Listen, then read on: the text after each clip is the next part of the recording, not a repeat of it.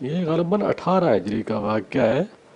حضرت ابو عبیدہ شام کے محاذ پر لڑ رہے تھے، شام کا علاقہ ان کے کنٹرول میں تھا، اس علاقے کی فوج حضرت ابو عبیدہ کے زیر کنٹرول تھی۔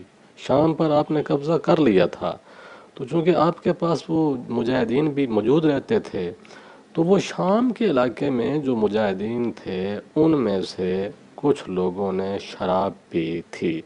اس کا میں تھوڑا آپ کو پس منظر بھی بتاؤں، کیونکہ کوئی بھی جب جرم ہوتا ہے تو اس کا پس منظر بتانا بڑا ضروری ہوتا ہے۔ وہ پس منظر یہ تھا کہ 18 ہجری میں اس زمانے میں دو بہت بڑی وبائیں آئیں۔ ایک تو قحط سالی بہت عروج پہ چلی گئی، بہت قحط سالی، خوراک اجناس کی قلت ہو گئی، بارش ہوتی نہیں تھی۔ دوسرا، اس سن میں طاعون بھی پھوٹ پڑا، جس وجہ سے لوگ خوف کے عالم میں چلے گئے، بڑی دنیا اس وقت فوت ہو گئی۔ تو یوں قحط سالی کے پیش نظر بھوک تھی، تو یہ تھوڑا تھا سا بیک گراؤنڈ تھا۔ تو اس کے تناظر میں دیکھا جائے تو حضرت ابو عبیدہ نے ایک خط لکھا تھا حضرت عمر کو کہ میری اس فوج میں کچھ ایک دو لوگوں کے بارے میں مجھے شکایت ملی ہے کہ انہوں نے شراب پی ہے، تو کیا حکم ہے؟ تو اس کے جواب میں حضرت عمر نے خط لکھا تھا کہ ان کو دوسری فوج کے سامنے طلب کرو اور ان سے شراب کے بارے میں پوچھو۔ اگر تو وہ یہ کہیں کہ شراب وہ حلال اگر سمجھیں، کہ انہوں نے اگر شراب کو حلال سمجھ کے پیا ہے، تو فوری طور پر ان کے گردن اڑا دو، ان کو قتل کر دو۔ اگر وہ یہ سمجھیں کہ شراب ہے حرام لیکن ہم سے غلطی ہو گئی ہے، تو پھر ان کو 80 کوڑے مارو۔ اور وہ جن دو لوگوں کا نام حضرت ابو عبیدہ نے لکھا تھا، تاریخی روایات میں آتا ہے کہ ایک کا نام زرار ہے اور دوسرے کا نام ابو جندل ہے۔ حضرت ابو عبیدہ نے لکھا کہ زرار اور ابو جندل نے شراب پی ہے اور کچھ لوگوں نے گواہی دی ہے۔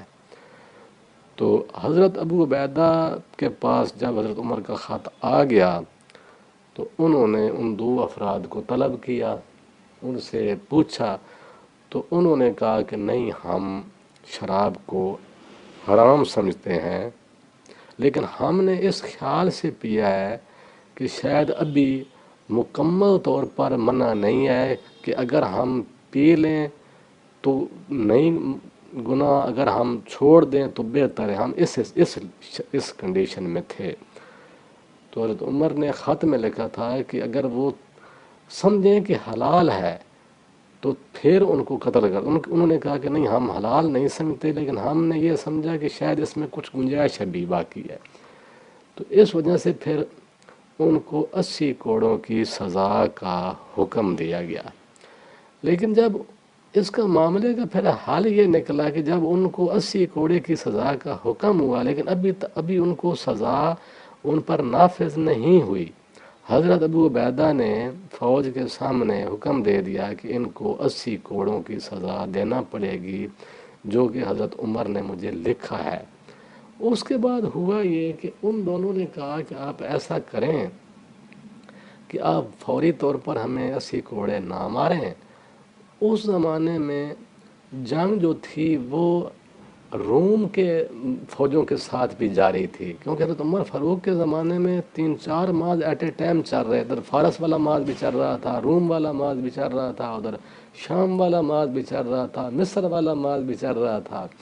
تو انہوں نے کہا کہ روم کے ساتھ لڑائی ہماری جاری ہے، ہم غلطی کر چکے ہیں، ہمیں تم وہاں اس مارچ پہ بھیج دو، اگر تو ہم شہید ہو جائیں تو ہمارے لیے بہتری ہے، اگر ہم شہید نہ ہوں، واپس بچ جائیں، تو پھر ہمیں 80 کوڑے لگا دینا۔ تو حضرت ابو عبیدہ نے ان کی بات مان لی اور ان دونوں کو اس جنگ میں بھیج دیا۔ اب خدا کا کرنا ایسا ہوا کہ وہاں پر جو تھے زرار، وہ تو شہید ہو گئے، لیکن ابو جندل جو تھے وہ زندہ بچ گئے۔ اس کے بعد پھر ابو جندل کو 80 کوڑے مارے گئے۔ یہ تھا حضرت عمر فاروق کے دور میں فوج کا نظم۔ تو اسی نظم کے تحت ہی ساری مسلمانوں کی حکومت مستحکم رہی ہے، اور یہ ایک نظم کی ایک چھوٹی سی مثال میں نے آپ کو دی ہے۔ یہ غالباً 18 ہجری کا واقعہ ہے. تو اس طرح واقعہ ہوا یہ.